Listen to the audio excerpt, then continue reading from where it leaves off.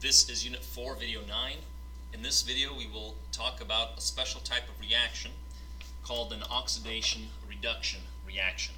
Sounds complex, but we'll define these terms.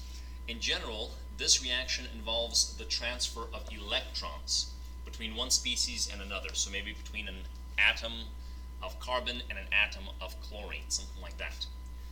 Now, in this category are synthesis and single replacement reactions, at least most synthesis reactions. So the example of the synthesis reaction is hydrogen plus oxygen reacting to form water. Pretty simple and famous reaction. This actually is classified as an oxidation-reduction reaction, also called redox for short. Sometimes they call these redox reactions. Magnesium plus hydrochloric acid is a single replacement reaction. That's how we've learned to see this reaction. However, it's also an oxidation or a redox reaction, and we'll show you why. Before we do that, let's define what this business of oxidation and reduction means. So in oxidation, an atom, molecule, or ion becomes more positively charged. So iron right here goes from a charge of 0 to a charge of +3. It in fact goes from being an atom to being an ion, and it becomes oxidized. That's because it loses electrons. Oxidation is the loss of electrons. In fact, iron here lost 3 electrons, and that's why it got oxidized. Reduction is actually the opposite. An atom, molecule, or ion becomes less positively charged. An example would be iron 3+ going down to iron 2+. And it did this because it gained an electron. So here you gain an electron, and that's how you're able to reduce the charge. There's a nice little acronym to help you remember this, and it is OIL-RIG. OIL stands for oxidation is losing electrons. RIG stands for reduction is gaining electrons. So in the case of the original reaction, hydrogen plus oxygen to give you water, it turns out that oxygen actually becomes reduced. Oxygen gains electrons. Now we usually know that oxygen becomes a -2 charge when in compounds, and that's exactly what it is here in water. Originally, oxygen is elemental, atomic, so it began as 0. Now if it goes from 0 to -2, that's the definition of reduction. And actually reduction is exactly what it sounds like. You reduce the number. Oxidation then is opposite. You increase the number. I guess they could have called it increation or something, but they decided to call it oxidation. And that's because oxygen was involved in most of these reactions that they were studying. So hydrogen, for the same reason, has a +1 charge on the right side, and hydrogen, to begin with, has a 0 charge, so you see the charge increasing. And here's just a molecular representation of the same thing happening. Now, before we can actually dive in and look at the reaction as being oxidation or reduction, we have to learn to assign oxidation numbers. An oxidation number is the actual or assigned charge of an atom. The reason why it's actual or assigned, as you'll see in a minute, is because many atoms are actually deep inside of a polyatomic ion usually, and we simply assign to them a charge. It's not the real charge, we just assign it to them. These oxidation numbers are used to keep track of electrons in chemical reactions involving redox reactions. So an example here would be iron 2-nitrate. This is the compound. You can analyze every single atom in this compound to determine its charge or its oxidation number. The charge of iron is +2. We can see this easily because there are 2 nitrates, which is each -1, balancing out the iron. Now the oxygen is -2, it'll almost always be -2, that's easy to know. This, however, nitrogen has an oxidation number of +5. Now it's difficult to see that now, but I will show you how to determine that nitrogen in this compound actually has a +5 oxidation number. So we'll see that. Here are the rules to determining oxidation numbers. Atoms in their elemental form have an oxidation number equal to 0. Really simple. So anytime you see an atom, say a diatomic oxygen molecule or just a magnesium atom, by definition they have a charge of 0 because they haven't gained or lost electrons.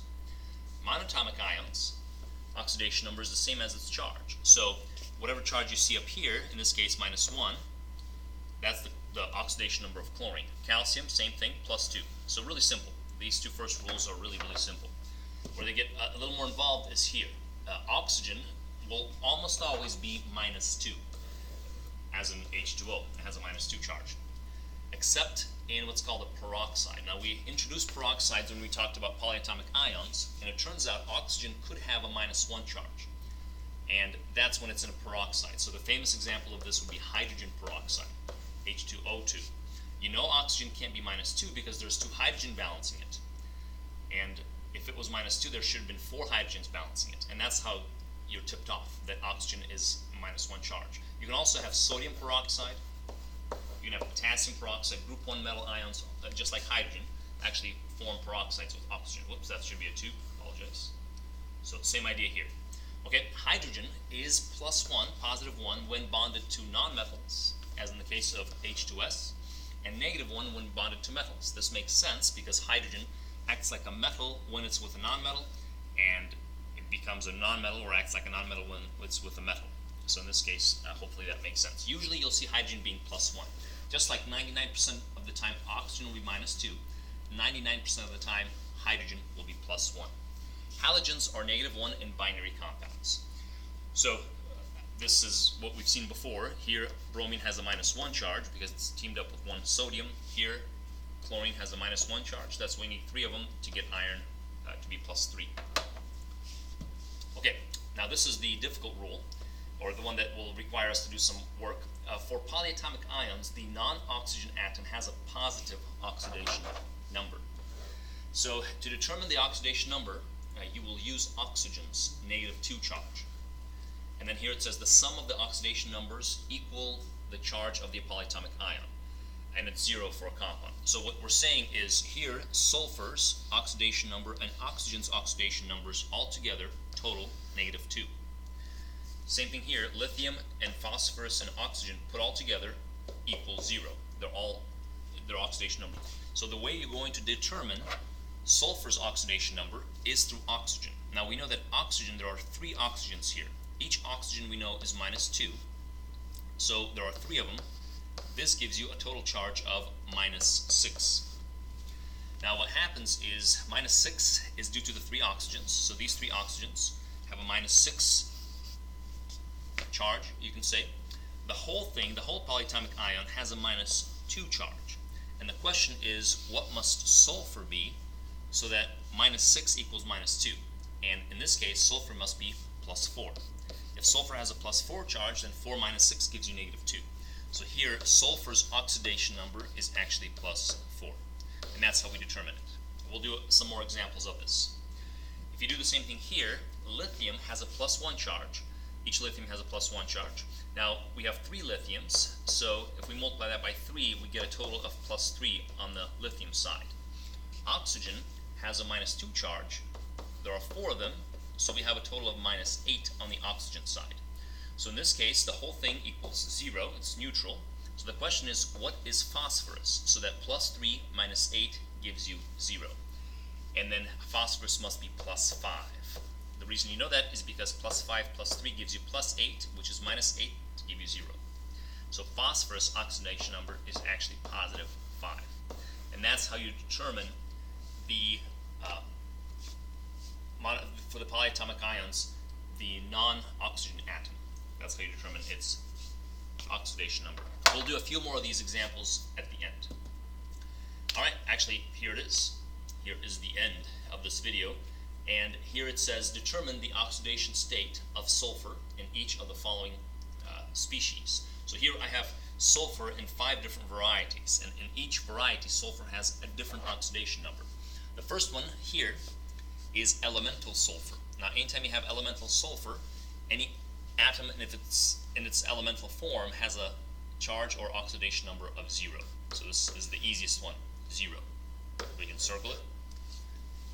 In this case, sulfur is actually being at the end of the compound, is acting like its usual charge. Now, the usual charge of sulfur is -2 from the periodic table. It's just 2 steps away from being a noble gas, like argon. And that's actually what its oxidation number here is. You know that's the case because sulfur is on the right side, so it's essentially acting like a non-metal, essentially like oxygen in this case. Hydrogen then must be +2. That's how we got the -2, because each hydrogen is +1 and there are 2 of them. So you can figure that out as well. Okay, now here, sulfur does not have a negative charge because it sits at the front. Chlorine here gets the negative charge. In fact, chlorine is more electronegative, so it will take the electrons, which means sulfur has a positive charge. What type of positive charge?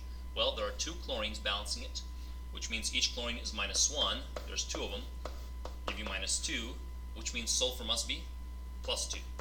And that's the idea here. Hopefully you can see why sulfur has a +2 charge in sulfur dichloride. Here is where we get into the polyatomic ions. So in the case of sulfate, this is sulfate, we'll have to go by oxygen. Now each oxygen again has a -2 charge. There are 4 of them, so you get a total of -8 on the oxygen side.